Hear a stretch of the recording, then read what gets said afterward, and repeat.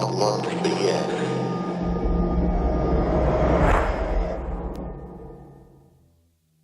Hi, I'm Lil. And I'm Fitz. And you're listening to Knock Once for Yes. It's the end of a rather chilly November here in the UK. Bonfire night has been and gone, and if you're across the pond, I hope you had a very happy Thanksgiving. We seem to be barreling towards the festive season now, but before you get caught up in the Christmas hullabaloo, why not pause a while and settle in for a creepy tale or two? And we've got plenty of those here today. What have we got coming up on today's episode, Fitz? You definitely get some bonus points there for use of the word hullabaloo. Well, we've got such good words, why not use them? Indeed. Coming up today, we have a paranormal postcard from Ontario. The paranormal radar story hits a little close to home. We've got an update on the Baker Hotel. And Lil visits Kimbolton Castle. Indeed. But first, we want to say a huge thank you to our latest patrons. Haywire the Face, Tiffany Schaefer, Lainey Hobbs of the True Crime Fan Club, and We're All Just Pretending podcasts, which you should definitely all go and check out. They're fantastic and we love them. And we also need to say thanks again to Tom the Viking, who recently upped his pledge, and I hope that your very first paranormal postcard has reached you safely. Thank you so much to all our patrons. Your support means the world to us, and we couldn't do the show without you. Now on to our paranormal radar story, and I mentioned that it was a little close to home. Perhaps what I should have said is it was at home. Things are hotting up again at KOFY HQ. Yeah, the activity seemed to start picking up again around October, and we just didn't get time to update you in the Halloween episode. There's been nothing huge, just little things, enough to make you wonder and raise an eyebrow. Yeah, I've certainly noticed a lot more, Fraser would term them peepers. Yes. The sort of, the things you catch out of the corner of your eye that look like somebody just sticking their head round the corner of a door frame or something, and a lot of the time it's just your eyes playing tricks on you or a coat hanging on a hook or something, but it certainly happened a lot more than it would normally. Yeah, and I've had the same thing with hearing voices. The number of times I've called out to Fitz and said, like, what did you say?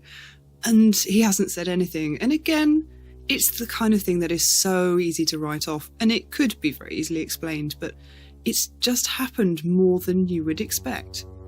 And whilst it could be fairly easy to explain some of these experiences away, there were a couple of things that were a little harder to explain. Yeah, and the first was when we had my intrepid mum round for tea, actually, and we were all sitting round in the living room on the sofa, and it looked as though the light started flickering.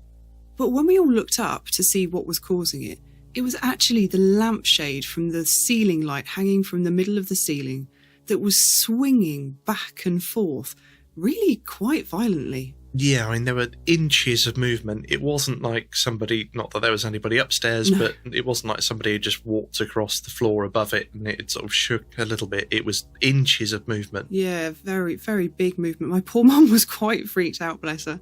But there was no doors open, there was no windows open. It was a cold day. It's not a drafty room, and believe me, if it had been that kind of a gust, we would have felt it.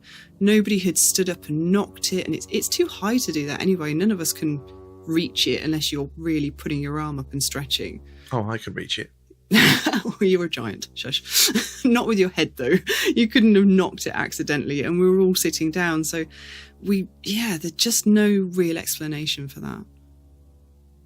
The other thing that happened was we were in the kitchen preparing our dinner, and we heard the sound of one of our cupboard doors slam. Now, we were stood near it, but we hadn't gone into that cupboard. No. It wasn't open. The way it's hinged is that it's either fully open or fully shut. It won't sort of rest in the middle.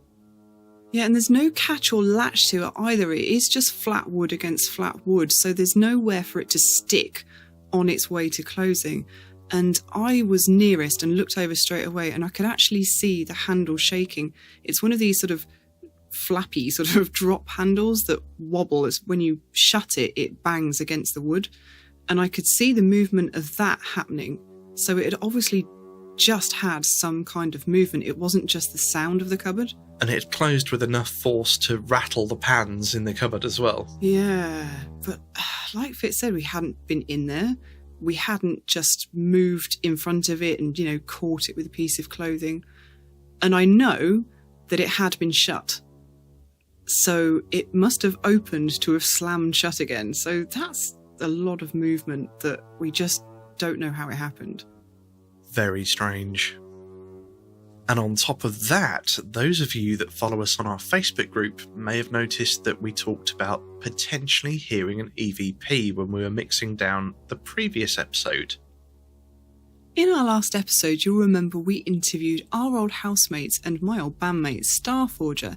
Now, we didn't actually do that at KOFY HQ. We went to Starforger HQ and interviewed them there. But when we listened back to the interview, we heard something a little bit strange. Yes, I was just sat around editing the interview ready for the episode, and I came across something. There was a noise in the background, and it was a bit weird. I couldn't work out what it was, so I called Lil and said, have a listen to this. What do you think? Do you remember this? What do you think it was? And I couldn't remember any noise like that being heard at the time, and I couldn't work out what it was either. So we sent it to Rob. We were convinced that it was probably just, he does have cats. We thought maybe it's just a really weird noise that his cat makes sometimes, and he'll listen to it and he'll immediately recognise it and go, oh, well, it's just this. Nope. No, he said, I don't know what that is. What is that? It's a bit creepy. So basically then we went round everybody that was there at the time and involved and asked them, what is this? Do you remember this happening? Is it a noise you could identify? And nobody could. Nobody remembers making that noise. And in fact, we'll play you the clip in a minute, but we've accounted for all of our voices, I think. We've listened to it a lot of times now. There was noise going on outside at the time, but it was the noise of people spilling out of a club. It was about 10:30 at night. And the reason I'm saying this will become clear when you hear it. So maybe without further ado, we'll play you the clip. I don't want to put ideas in your head. I want you all to listen to it with a clear mind and just see what you hear. I tend to get that feeling like immediately after Lil's about to start a 30-minute monologue. You can see me going red in a corner and crying. Yeah, it will normally be at that point where I'm reading like a...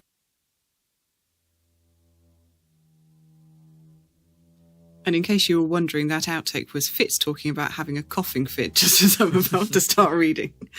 But did you hear it? I'm genuinely interested to hear what you guys made of that. Now, 3 out of the 4 of us all heard the same thing. And what we heard was a baby crying.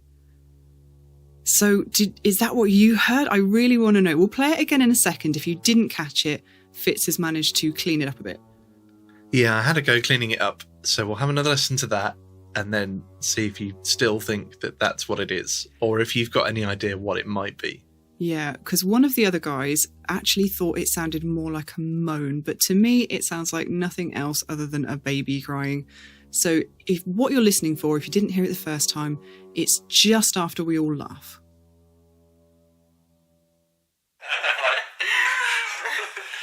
See me going red in a corner and crying.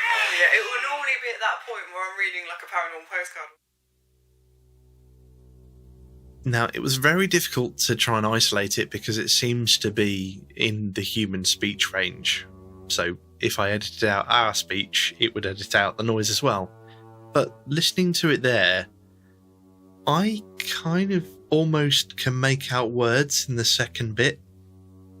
Maybe. I can hear what you mean. There's almost a sort of intonation to that last part. Now, I must say that there is no reason to think that the house we recorded this in was haunted.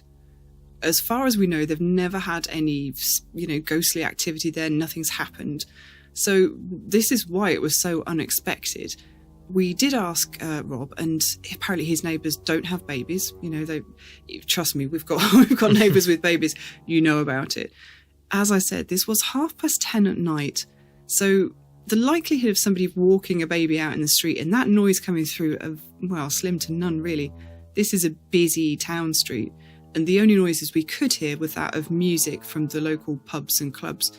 And I just don't think anybody would have been out walking a baby through that environment at that late at night. No, and all the external noises had that kind of muted quality, having come through double glazed windows, whereas that was quite clean, if you know what I mean.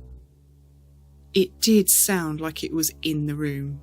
Now, the first time I heard it, like you, I thought it sounded very much like a baby crying. But after listening to that a few times now, it really sounds to me like someone struggling to breathe. Oh, that's so sinister. That's made it even more creepy. Yeah. Do you see what I mean? Yeah, I do. Now you say it. I hadn't thought that before, but yeah, maybe. And I don't want to put ideas in your head. We'll listen to it one more time, and then I'll tell you what I think it might be saying. Okay, play it again. You can see me going red in a corner and crying. Yeah, it will normally be at that point where I'm reading like a Paranormal Postcard. Now I'm going to blow any skeptic credentials I had out of the water here by assuming it's a voice and that it's saying something. Okay. But the first thing I hear is kind of just somebody like struggling to breathe. Yeah. And then the next bit almost sounds like can't breathe or help me. There's an E at the end that sounds to me. Oh, yeah. I can kind of hear that. In a desperate attempt to earn some skeptic credibility back, it's possible, of course, that it could have been the cat making a strange noise that we didn't notice at the time. It could have been something outside that we didn't notice at the time or misinterpreted. As I said, we've got no reason to believe or suspect that this house may even be haunted, so it does seem a bit of a leap to have suddenly caught an EVP. But we can't find a good explanation for that sound. No, let us know what you think. We're really interested to know if you're just, that's obviously a cat, or that's obviously this, or my boiler makes that noise at 3 o'clock on a Sunday morning. Yeah, let us know. Oh, the hairs on the back of my arms are standing up after listening to that again. It gave me chills. It did me too. Which is something that also happened when I looked at the photograph that we were sent to go along with our next story. Yes, the lovely Jessica, who's already sent us one story, has gone one better and sent us a paranormal postcard from her visit to Black Creek Village. And along with the paranormal postcard, she sent us a photo she took, which we'll talk about after you've listened to her story. October has always been my favourite month. And it suddenly occurred to me that I never actually go out and do anything to celebrate the fact. So I took it upon myself to orchestrate a family outing to Black Creek Pioneer Village, where we would partake in one of Toronto's famed haunted walks. Around 9 p.m, John, the boyfriend, Mum, and I hopped into the car. My brother is a stick in the mud and decided he'd rather be home playing his video games. Sigh. We headed to the village where our tour was to begin at 10 p.m. Located in North Toronto, Black Creek Pioneer Village has been in operation since 1960 and has buildings dating back to the early 1800s. Only a couple were originally built there. The others have been moved to the location from throughout Ontario. The best part? It has its own cemetery where the first settlers are buried, which we would actually be going into because I booked the VIP tour. I don't play around. Go hard or go home, I say. During the day, the village is host to all sorts of pioneer-related activities. The people who work there all wear period clothing and go about their day as one giant 1800s roleplay. When we arrived, we met our tour guide, Dwayne, and set off to our first location, the Stong homestead. Daniel and Elizabeth Stong were the original settlers of the area. The couple built their first house, conveniently called Stong's First House, in 1816. It had 3 rooms, and they lived here with their 8 children until building another house, wait for it, Stong's second house, in 1836. The Stongs' teenage son, Michael, was injured in a farming accident in 1845 and would later die in this house. His ghost is said to still reside there and play tricks on visitors, with a keen interest in the teenage ones. Dwayne told us a story about how one of the employees heard footsteps coming from the boys' room upstairs. She went upstairs to see if there were any visitors still up there, but there was no one. She was alone in the house except for her co-worker, who was in the kitchen on the first floor. She went back downstairs and told her co-worker, who went upstairs and saw that the chain rope in the boys' bedroom was swinging back and forth on its own. "Michael, please stop that," she said out loud. The chain stilled. The photo I sent you guys is one that I took at the Berwick House, built in 1844 by Roland Berwick and originally from Woodbridge, Ontario. It was moved to Black Creek in 1958.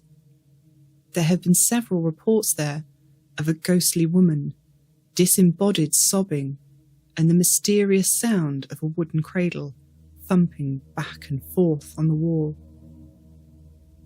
The theory is that it's the ghost of a woman mourning the loss of a child. Many children who go there during the day have told their parents of their hair or face being brushed with a gentle hand. As we were going upstairs in this building, the woman in front of me let out a small yelp as she reached the top of the stairs and claimed with a somewhat hysterical voice that she'd seen a little girl with black hair wearing a white dress peek out of the room at the top of the stairs. Once we were all upstairs, she showed us the room in which she swears up and down she saw the girl. It was a little girl's room. On the wall was a painting of a girl with dark hair. Even though I hadn't seen her myself, I could feel a little chill run down my spine. As we were leaving, I hung back a little and snapped the picture that I sent you. I didn't notice anything until I was looking through my photos in the car on the way home. I'll let you decide what you can see. All I will say is the window to the right of the door. I've thought a bit about what it could possibly be in the days since, and the most logical is that someone entered the house after we left. We weren't the only tour group, and there were other events like escape rooms being hosted around the village that night. And when we walked past again on the way back to the visitor centre at the end of the walk, there were people quite obviously inside. But we had literally just left the house. I was the last person out of the gate, and I didn't see anyone but my tour group around when I took the picture. So, who knows? Other stops on the walk included the Halfway House Inn, built in 1849, the Carriage Works, built in 1860, and the Fisherville Presbyterian Church, built in 1856. But attached to the church is my whole reason for shelling out the big bucks for the VIP tour, the cemetery, which apparently you aren't allowed to enter on a regular non-October tour. It dates back to 1845, and Michael Stong, remember him, was the first to be buried there. Daniel and Elizabeth are there too, along with the ghost of a small boy who died just shy of his 5th birthday.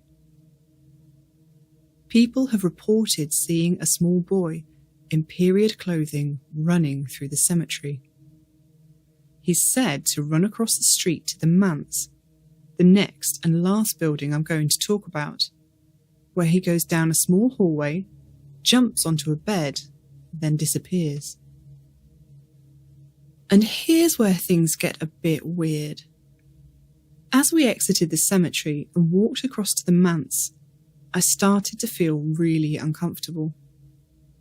Suddenly I was a mixture of really hot, nauseated and anxious. I told my mum I felt a bit off, but we both shook it off and followed the rest of the tour into the building. The manse was used by Reverend James Dick from 1849 until his death in 1885, but it's believed that he's still there to this day and is said to have not been a very nice man.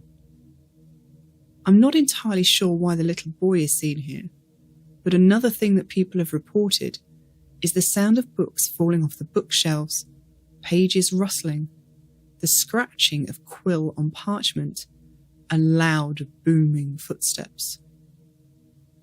It was here that we got to partake in an EVP session, another perk of the VIP package. It was mostly uneventful, except for two things.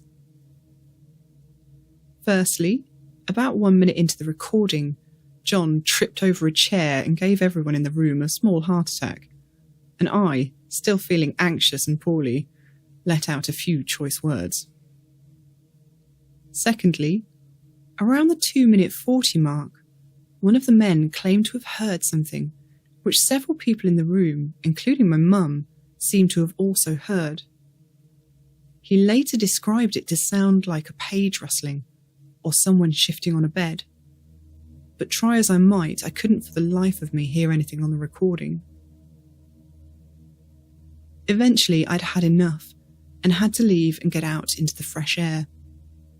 This was the last stop on the tour, and once everyone was outside and walking away back to the visitors' centre, I immediately felt better.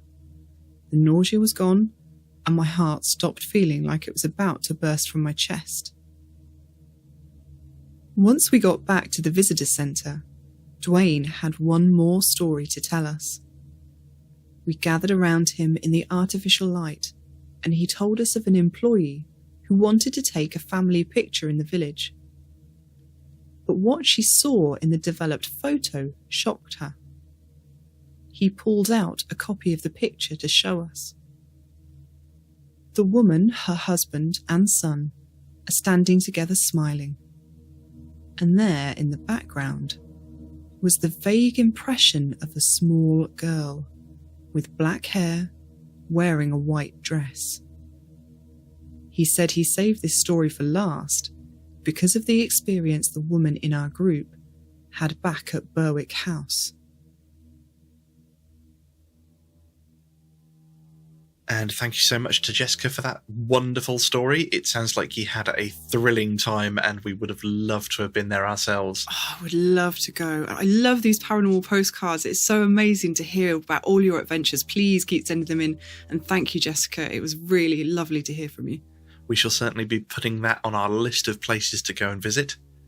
But the highlight for me has to be the photo that she sent along with it. Yeah. And Jessica's kindly given us permission to put it on our Facebook page so that you can see it. When you have a look, you will see exactly what I mean. See, I'm normally the sort of person that I see these pictures that people post and they're all like, oh, you can see this full-bodied apparition. And I'm the person that looks at it and goes, I can see nothing. I can't do those magic eye pictures. I can never pick out what they're talking about. But this one, straight away, I can... Well, it looks like it's a picture of a front of the house. The house is in darkness, but you can clearly see through the windows in the door frame that somebody is standing behind the window of the door and peeking out with these almost glowing eyes. It's really weird. I'm like you. There's so many of these pictures that are supposed to have things in, and I look at it and I'm like, either I don't see it, or I see what they're saying I should see, but I don't see what they're seeing, if you know what I mean. Yeah, I do. Whereas this one just kind of jumps out at you and it just makes your hackles raise. Yeah, occasionally you just get one of those pictures that makes the hair stand up on your arms, and this was one of those, so I can't wait for you guys to have a look at it. In another desperate attempt to earn a little bit of skeptic cred back, there's always a chance it could be pareidolia, but it really does appear to be somebody child-sized looking out of the window beside the door. Yeah, the child size struck me as well, because unless these doors are really tall, there's sort of 3 windows and this figure is peeking out the middle one, which would make it quite short. And I know Jessica said that there were other people around about that night, but bearing in mind their tour started, I think, at 10, that would be very late for a child to be out. And also, I'm pretty sure that that house was the same place that other lady saw the little girl. I believe it was. And if you want to see that picture, then just go to facebook.com/knockOnceForYes.podcast. Well, we've got our own paranormal postcard from this side of the pond coming up very shortly. But first, I think we'll have another story. You may remember our listener Andrew sending us a very spooky tale about taking his girlfriend on a tour of a very haunted hotel. Well, he's got another story from the Baker Hotel for us, and this one is a bit of a cautionary tale. It was a dark and stormy night. Just kidding. Here is some brief background from the previous story. I was a news photographer at the time and did a video essay on the Baker Hotel. Started doing tours on Saturdays and took a girlfriend out to see the hotel one night, and she had quite the ghostly experience. I wanted to follow up with one more story about the hotel that I didn't think quite fit into the previous story. More of a warning than anything else. It's one of my pet peeves, really. I was doing tours out there from 1992 to 1995. As I stated previously, I have been from the basement to the tower and never heard or saw anything unusual. I felt things for sure. I had a desk in the old accounting office on the mezzanine level that overlooked the ballrooms where I would do some writing on the weekends. But around sunset, I knew it was time to close up and get out. I just knew. It felt like when I locked up the front door and turned away, the hotel would come alive. Ghost hunting in the 1990s wasn't unheard of, but it was definitely not the phenomenon it is today. In October of 2001, I pitched an idea to the news desk to go back out to the Baker and do a ghost story for Halloween. I was looking for something easy to turn around, get out of local news coverage for the day, and see the hotel again. I'd seen a few newspaper articles on the Baker with paranormal investigators claiming that the hotel was very active. So, anyway, we hooked up with one of the investigators to get his story. I was sceptical since I had spent so much time there and still had a connection to the hotel. I felt like the hotel still was part of me and I wanted to protect it. I knew there were spirits out in the hotel, but they had never tried to scare me. I did feel sometimes I was warned away from certain areas, but looking back, it seems it was more out of a concern for my safety. I'm sure there have always been dark presences there, but they seem to be kept in check by the good spirits. Anyway, we met with this young investigator who described all kinds of creepy and dark things that happened to his team while investigating the hotel. If they did happen, it tells me that the spirits, good or evil, did not want them there, or the method of investigating, like provoking, was not going over well. Some investigators don't seem to understand that you are entering someone's post-death home. Imagine what the spirits think when a few inexperienced dimwits show up with voice recorders and video cameras and very little respect for the history of the hotel and its ghostly residents. This type of disrespect of the dead does not go over well for sure. One example the investigator gave us that floored me happened in the Rose Room. The Rose Room was an elite private club off the lobby that offered dinner and dancing. The Glenn Miller Orchestra, Tommy Dorsey and Louis Armstrong were just a few of the greats that entertained the guests of the Rose Room. The room was architecturally beautiful with vaulted ceilings. The entire room painted a soft rose pink and squared-off pillars featuring vertical rose-coloured mirrors. The thought was that the rose-coloured glass made women look prettier in soft light, you know, the whole rose-coloured glasses thing. I loved the room. It felt right. The only place that gave me the creeps was the restroom. It was one of the only working bathrooms in the hotel. I know that restrooms seem to be a thread through a lot of stories. I didn't feel comfortable there. I may have only used it once. I seem to have been warned off from that space. I always listened to my feelings when I was in the hotel, and it served me well. But the most impressive feature of the Rose Room was the incredibly large, heavy, arched door, some 9 feet tall and 6 inches thick. When the club was in its heyday, I bet the guests had the sense that they were going into a very elite and special place.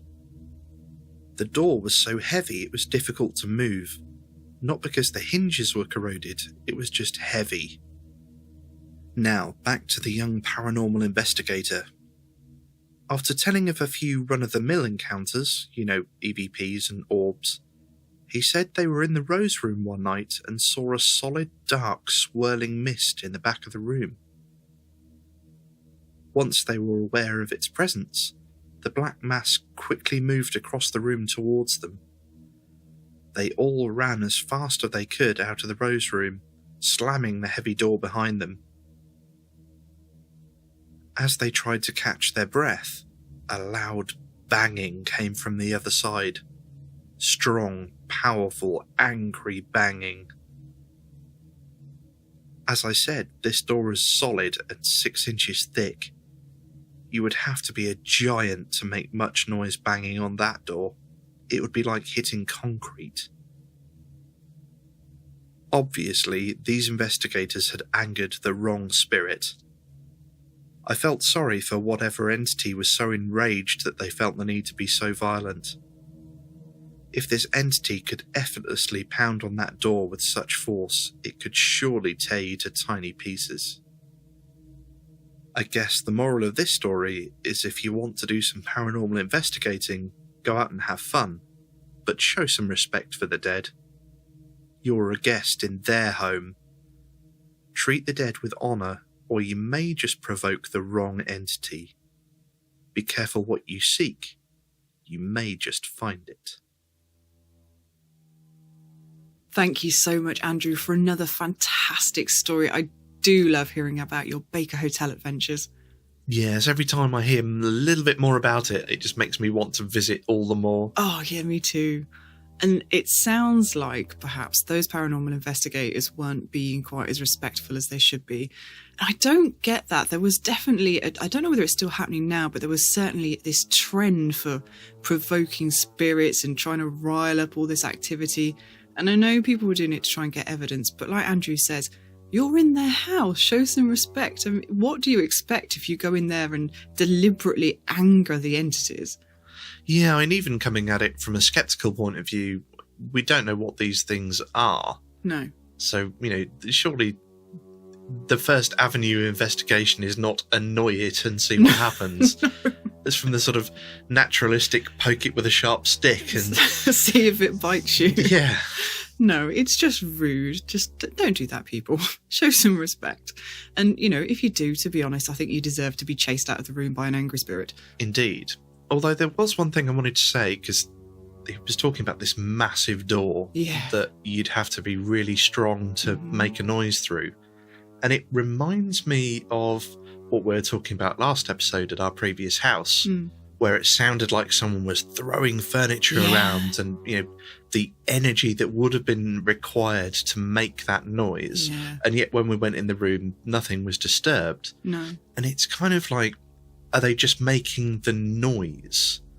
Is somebody actually banging on the door to make the noise, or is it they just somehow generating the noise? Or I know what you mean. Yeah, I know what you're getting at. And you have the same thing with phantom smells as well. Like, are they actually making the smell, or are they making the sense of the smell appear in your head somehow? It's a really strange concept. We could go down a rabbit hole, but let's maybe save that particular rabbit hole for another episode. And moving swiftly on, before we fall down that particular rabbit hole, we have a very touching story coming up from one of our listeners. But first, we're going to take you travelling through time to the thrilling period of history known as last weekend, when we had a special guest in the studio to talk with Lil about a local castle and its royal ghostly inhabitant. Take it away, past Lil. Well, I think it's time for our latest paranormal postcard, and this adventure takes us to Kimbolton Castle in Cambridgeshire, famed for being home to Catherine of Aragon and, of course, her ghost. Now, this castle is not usually open to the public because these days it's actually a school. And in fact, it's the school that a friend of mine went to, so I've wanted to have a nose around for absolutely ages. And luckily for me, they have only 2 open days a year, and I managed to get myself organised to go this time. It's a pretty imposing building, not in a fairy tale Hogwarts kind of way, although Kimbolton Village could give Hogsmeade a run for its money, but rather the design evokes the feel of a medieval castle. Being a school, of course, it's walled all the way around, and I can tell you this for a fact because we got a bit lost and drove right past the entrance, and you have to enter through an impressive ornate gatehouse that looks like it stretches the full width of the castle footprint, and this is not somewhere that you can just rock up at the front door. The side of the castle facing the town is square and sturdy looking, the corner towers and battlemented walls looking every inch the stronghold. But walking around the east side, the building has more the look of an elegant manor house, with a sweeping staircase up to the portico entrance, fronted by towering columns. It's almost like they wanted to show the most imposing side to the town and save the prettier side for the gentry. But we don't only have my impressions of the building for you, because today in the studio we have my very long-time friend, who we've mentioned on the show before in her capacity as an author, Karen Pomerantz, who also happens to be a former student of Kimbolton School, to fill us in on all the gory details. So, Karen, this was my impression of the school driving up to it as a visitor. What was your impression of the school as a student that had to go there every day? As an 11-year-old on my first day, I think imposing is definitely the word. I can imagine so. It must have been pretty scary. Yeah, it's as you say, the village of Kimbolton, as you approach the castle, is down a very straight high street, lovely quaint little shops either side, very small little houses, including the boarding houses for the school, are also located on that main street. Oh, I was going to ask, I didn't know whether they actually had boarders. Very few. But not in the castle. Not in the castle itself, no, I think that would be a little creepy. But the majority of the pupils are day students. But yeah, as you approach up the high street, the view of the gatehouse, the main gatehouse to the grounds, is directly in front of you. And you actually have to turn quite a sharp corner to avoid going into the castle when you're just following the road around as you're driving up. Then through the gatehouse, then the first sight that greets you is the front side of the castle. And it's got battlements and everything. Battlements, yes. Even though it's not a medieval castle, it really gives you that. it's not like it's not this fairy tale kind of Hogwartsy castle. It looks very Dark Ages almost. I think it's had a few different uses over the years. I believe on the site originally there was a Motte and Bailey castle back in Norman times. Okay. And over the years, over the centuries, it has been used as a Tudor manor house. In 1615, the castle was bought by Sir Henry Montague and underwent yet more rebuilding. Again, in 1707, there was a large amount of building work done when the southeast corner of the castle, which is the site of the current green room, collapsed. This time, 2 of the best-known architects, Sir John Vanbrugh and his assistant Nicholas Hawksmoor, were called in to redesign the whole of the south front. Although Vanbrugh wanted to rebuild the castle in the then fashionable classical style, he was anxious to give it something of the castle air because of its long history as a fortified manor house, hence the battlements. Okay, so we've got a medieval Motte and Bailey castle with a house, like a manor house built on top of that, that's then been completely remodelled to look like a medieval castle again. Essentially, yes. Okay, that makes sense. Vanbrugh persuaded the Earl to let him reface the other 3 sides of the castle in a similar style. So you have got that look kind of carrying on around the building.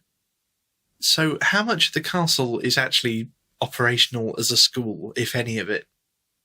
Well, the castle itself stands at the centre of a series of far more modern school buildings, all the usual stuff like sports halls, there's a computer block, swimming pool, science block, standard classroom blocks.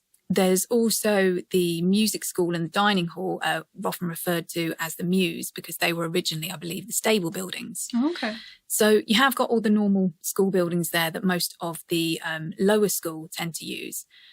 So throughout my time, the first 5 years there, I didn't really go into the castle very much at all, unless it was to go on our weekly jaunts to the chapel for our morning assembly, which was always a delight, or to see the headmaster, which was naughty. also something I tried to avoid. Fair enough. And also the teacher's common room was located there. But essentially, we didn't really have any other need to go in there. So it didn't really feel like part of daily school life. It was more something that was there. It was part of the furniture that you just walked around. Your backdrop. Absolutely. Please tell me there was a drawbridge. I've just got this image of somebody misbehaving at school and lower the drawbridge. The accused must pass. Sadly not. No, the gatehouse didn't actually have any form of gate either. Quite confusingly. It's just very narrow, isn't it? It's this huge, imposing building that looks a bit scary. And then you get up to the gatehouse and there's this tiny little narrow way to get through. Which was a real pain at drop-off time in the morning. I can imagine. Until they implemented the one-way system. But when I joined the sixth form there, it was a whole different story, as a lot of the sixth form facilities are located in the castle building itself. The library, for a start, was obviously used slightly more when one is studying for one's A-levels. The language classrooms, some of them were located in the castle. Also, in some of the higher floors, there was quite a lot of small classrooms up there that were for more of the humanities subjects. I think the religious education, politics and history lessons, I believe, were taught up there. I myself took the science route, so was tended to be in the more modern blocks where one doesn't worry so much about Bunsen burners burning the place down. The main reason, though, that my visits to the castle increased when I was in the sixth form is because the sixth form common room is also housed in the castle. It's actually rumoured to be in the castle's old dungeons. Ooh. So obviously at the time, I wasn't particularly aware of the history of the building or anything, but I kind of doubt that the Tudor manor house would actually have any need of a dungeon. But, It may have been more likely to be a wine cellar or something. But, well, I believe actually there is a room off of the sixth form common room, which is where the in my day the bar was housed, because the boarders sort of needed something to do of an evening. They were allowed to go to the bar there, and the ceiling of that room is curved. I think it may have been a wine cellar in the past, and the sixth form common room next door to it, I think, was servants' quarters. The other reason that I personally use the castle a lot is the quiet room is there. And obviously I was a very, very studious pupil back in the day. Of course you were. So, we had a separate room that was basically a silent working room. And this was the opposite end of the Tudor corridor, which I think you saw when you were there. Yeah, that's one of the places I found a bit creepy. And it's not surprising, really. You can see how old it is. So some of that may just be implied from sort of the visual aspect of it. But there literally is a piece of the old Tudor wall. And it's a bit strange because you've got quite a modern side of the castle, literally on one side of the corridor, and the other half of the corridor is this ancient Tudor wall with the Tudor windows that would have originally looked out onto the courtyard, I think. So I think so. One of the oldest parts of the castles, and a bit creepy and Warren-like down there. I can understand why the students might have thought that it would have been a dungeon. Yeah, also the window that you mentioned, obviously it's kept there so that we can all have a look at the nice stonework from back in the day. The window itself is boarded up. I don't know why. I'm not sure entirely what's behind it. Oh, that's a bit spooky. Isn't it? But it does mean that there isn't really any light that gets into that corridor at all whatsoever. Yeah, it was very dark and dingy. Yeah, and also the wooden floor, it's echoey. There is sort of no carpet, no soft furnishings. Is it the original floor? Because it's got that slightly uneven funhouse effect feel to it as well. I know what you mean. I don't know if it's the original one, but yeah, it certainly feels like it's been there a long time. Well, when I went round, obviously I was asking the tour guides about the ghost stories, and one of the things that a lady told me was that her son actually attended the school in the 60s. And at that time, I think it was just boys that went there in the 60s, and all the boys were basically too terrified to use that corridor because of the associated legends and ghost stories.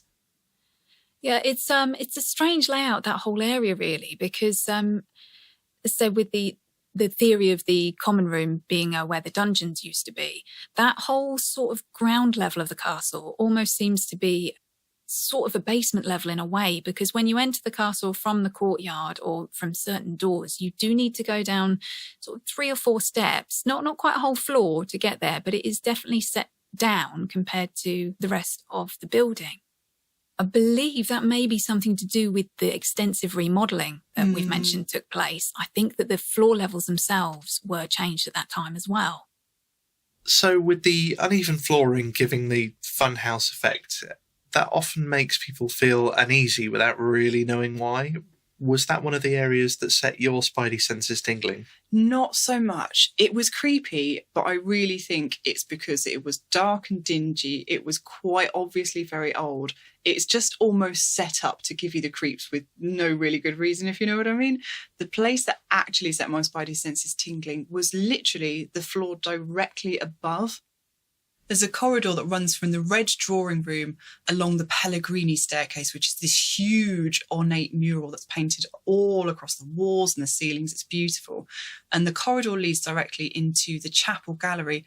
And that whole area, including the staircase, which we went up a little bit, I had the proper full-on spidey sense. You know, I could feel the electricity in the air. There was that kind of cold, static-y feeling. Funnily enough, this is where we meet the castle's most famous resident, Catherine of Aragon. Yeah, so Kimbolton is, of course, most famous for being the residence, or maybe prison is slightly more accurate, of Catherine of Aragon, the first wife of Henry VIII, and the mother of Mary I. And this is the same Mary who would later become known as Bloody Mary. And Catherine's tale is a pretty tragic one, and that could be why she's left so many ghosts in her wake. We've come across Catherine briefly before. You might remember when we went to our adventure to Bedfordshire, we visited Ampthill Park, a site haunted by a ghostly night where Catherine was held after her divorce from Henry. We remember Henry VIII for tearing through wives like wildfire, but actually he stayed with his first wife Catherine the longest by far. They were married for 18 years, and according to accounts of the time, they got on pretty well in the beginning. They had shared interests, and Catherine proved to be a competent regent. But what Henry was really after was a male heir. Catherine bore Henry 6 children in total, including a son, but only one of them survived, and that was Mary, who, of course, was a girl. We all know how the rest of the story goes and all the beheading that went with it, but Catherine was not one of those unlucky souls. Instead, Henry sought to annul their marriage, convinced that he'd angered God by marrying his brother's wife. And this led to Henry starting the religious Reformation in England and breaking from the Catholic Church, all so he could get a divorce. Poor Catherine was banished from court and demoted from Queen of England to Dowager Princess of Wales, and forbidden from seeing or contacting her daughter Mary.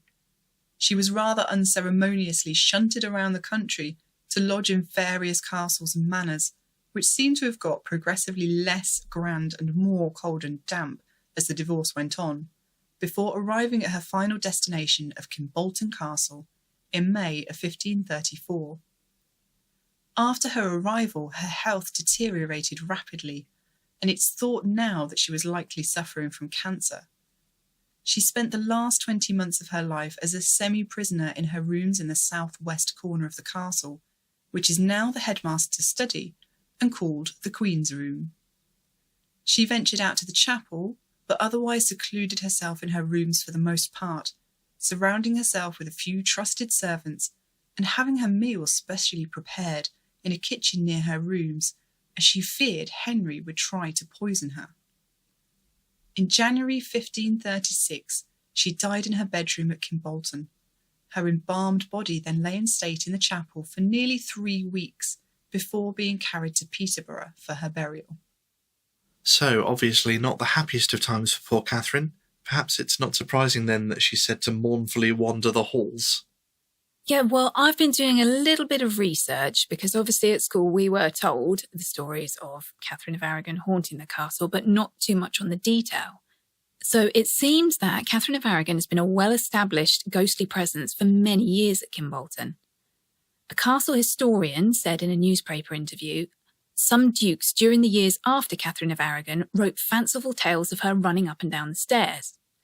However, she added that she had never personally had any encounters with the spirit.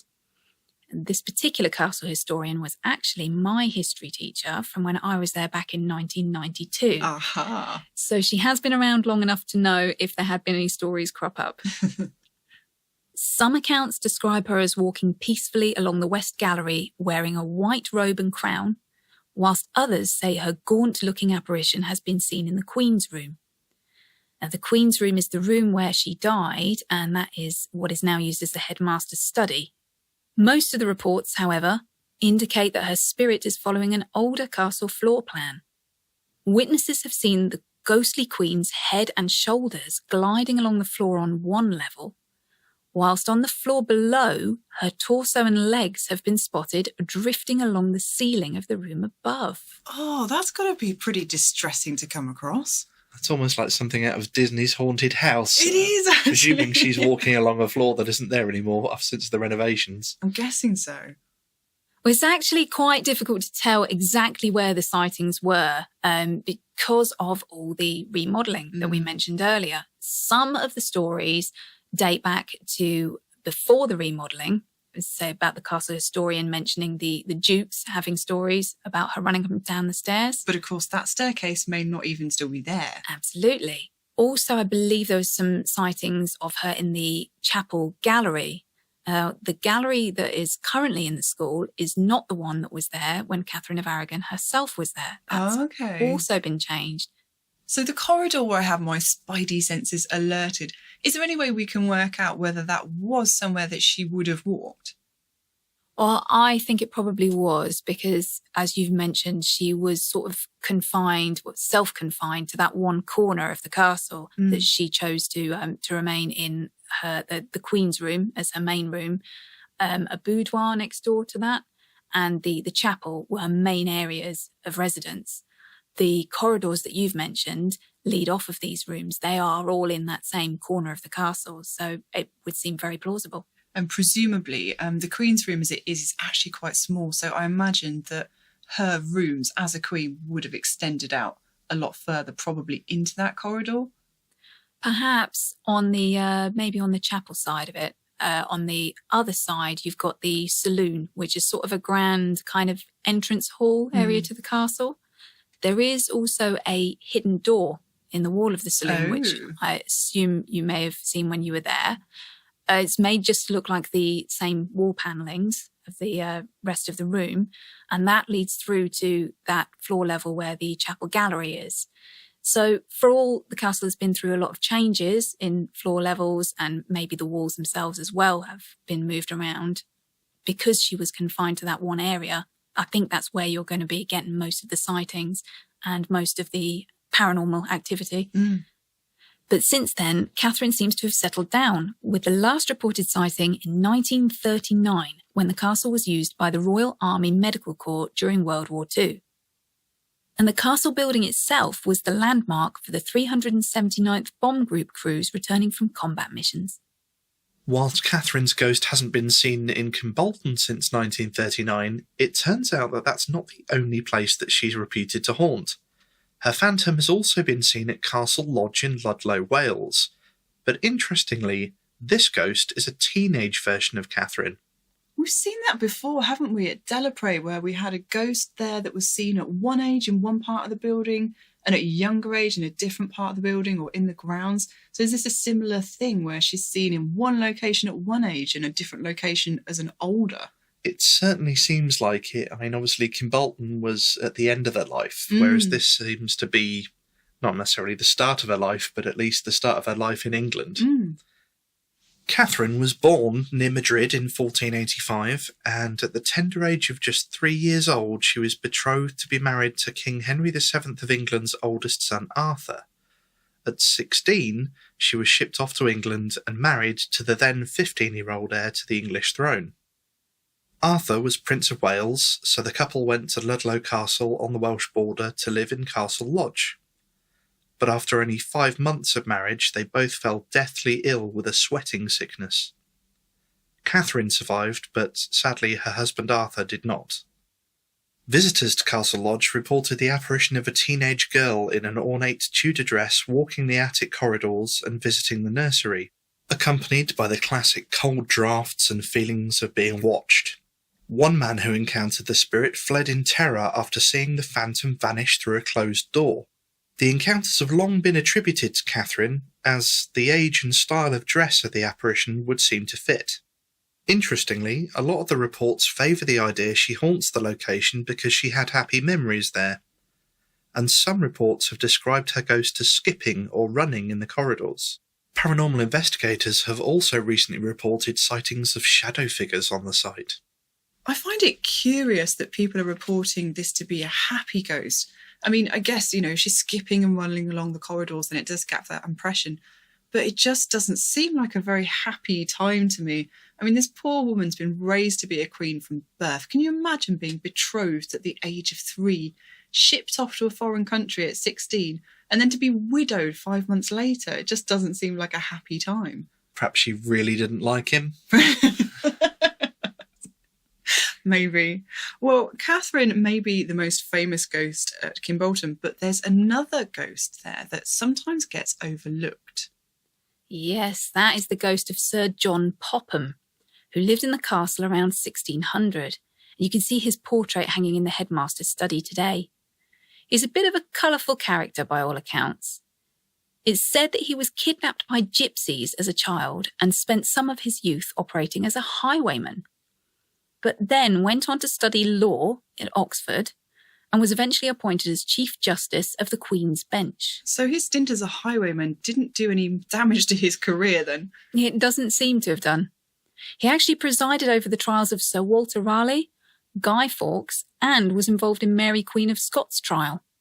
Given the amount of hanging, drawing, quartering and beheading he meted out, it's little wonder that he was known for the severity of his punishments, and maybe why he has inspired more than his fair share of grisly legends. An enduring legend at Kimbolton is that he threw his daughter from an upstairs window to her death on the stones of the courtyard below. On the anniversary of that event, it's said that you can see the stones of the courtyard glow red with her blood. Another tale is that Popham's ghost can be seen stalking the grounds of the castle on shadowy nights, or that you might encounter his spirit lurking on top of the castle wall or on a stile at the corner of nearby Warren Spinney. That would certainly stop me wandering around the grounds at night. And I can imagine it would be a rather useful tool for keeping student boarders in their beds at night and not wandering the grounds. I can see that possibly the staff may have helped populate that story. Quite possibly. Well, it certainly sounds like Sir John was quite the notorious figure. And in fact, even his death didn't escape being turned into a rather dark tale. He actually died in 1607 at Wellington in Somerset, and according to local legend, he was out hunting one day when he was thrown from his horse into a deep, boggy gully, whereupon he vanished and his body was never recovered, although his name was inscribed on his wife's gravestone in Wellington's church. According to the BBC's Doomsday Project, the legend grew even darker still, with Popham entering one of the mouths to hell. However, due to his wife's piety, the devil decided to allow Popham's ghost to emerge once a year on New Year's Eve. In advance, this is what the legend actually says, 1 cock's stride towards his wife's grave. I confess I'm not sure what 1 cock's stride is in terms of measurement, but that's what it says. And of course, the legend goes on that his spirit will never be allowed to rest until he reaches his gravesite. When an oak tree grew upon the site of his death, locals were so disturbed they had the tree uprooted. But apparently this only caused his spirit to escape to a nearby farm, which then had to be exorcised, returning his ghost once more to the gully where he died, which is still known today as Popham's Pit. While I absolutely adore these kinds of local legends, Sir John actually has a rather impressive tomb of his own in Wellington Church, so it might do to take this particular legend with a pinch of salt. I certainly get the impression that Mr. Popham wasn't exactly the most loved chap. doesn't sound like it. And all of this stuff about John Popham is completely new to me. I hadn't heard anything about it at school. It's been quite interesting finding out about this in the research I've done recently. And hopefully a little bit of a trip down memory lane. It's been yes, definitely a trip down memory lane. It's been very interesting. Well, thank you so much for coming on the show and talking about your time at the Kimbolton Castle and telling us about all the ghoulies and ghosties there. Oh, thank you so much for having me. It's been an absolute pleasure to have a little visit here behind the scenes at KOFY HQ. Excellent. We hope you enjoyed that thrilling time travel adventure to last week. And to our $10 and above patrons, we hope you've now received your Kimbolton Paranormal Postcards. Mm-hmm. If not, they should be with you shortly.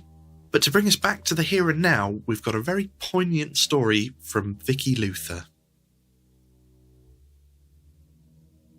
I wanted to share a story with you after listening to episode 2 on premonitions.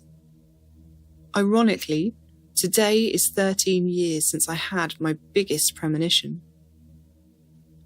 It was a Sunday morning and I was getting ready for work. My little brother was getting dressed to go hang out with friends. We were joking around and just getting along. It was getting late and I went to finish getting dressed. But by the time I came out, my brother had left. I felt this sickening feeling that I hadn't had a chance to say I love you to him before he left. It was a deep-rooted feeling. I worked at Walmart, and I knew he would be there with his friends. So I thought, okay, he'll say I love you when he stops at my register, like he always did. But he didn't this time. So the day goes on, and I'm getting more agitated. At 8:11 p.m, I got annoyed for no reason, and still had 45 minutes left at work. I couldn't wait to leave. My boyfriend at the time picked me up, and we were supposed to have a date night, but I just wanted to go home. When I got home, there was no one there, and I knew something was wrong, so I called my mother. At 8:11 that evening, my brother had been killed in an accident. I think about that feeling all the time. I've never felt it before or after. I just knew in my soul I would never get to say I love you to him again. So I believe, every now and then, we all have premonitions, whether we believe it or not. 9 months after my brother Tim's death, my daughter was born. I joke that she was his last prank on me, as he was bugging me to have a baby before he passed, and I in no way wanted one at the time. But I got a blessing in disguise, and I couldn't imagine life without her now. My daughter used to talk about how she missed her Uncle Timmy, and how she liked to speak to him. One day, when she was either 3 or 4, she looked at me with the most peaceful look and said, "I'll miss Uncle Timmy, but he went up the mountain." She never spoke to him again after that. It's been hard raising a family without their uncle, but I was blessed to have him for the time I did. And thank you to Vicki for getting in touch with such a bittersweet but amazing story. Yes, thank you, Vicki, for that very personal story. And I do think you're right. I think that maybe whether we believe it or not, we're all capable of having premonitions from time to time. Well, thank you so much to all our listeners that sent in stories for this episode. And if you have a story you'd like to share with us, you can find the Submit Your Stories page over on our website at www.knockonceforyes.com. Also, with the festive season approaching, don't forget to send in your Christmas quiz questions and any festive stories you may have. And just before we go, for any podcasters or even aspiring podcasters listening to this, please do consider hiring Fitz's mixing talents for your show. I'm happy to offer advice on making the most of your recording setup, as well as providing audio editing, repair and mixing services. Please do get in touch at contact@knockonceforyes.com. And I'm afraid that's all we've got time for this episode, but I do hope you'll join us next episode where we'll be getting a little bit Christmassy and there may be party hats. Maybe there will be. There will be party hats, who are we kidding? And of course the Christmas quiz. We'll see you next episode. EVP session end.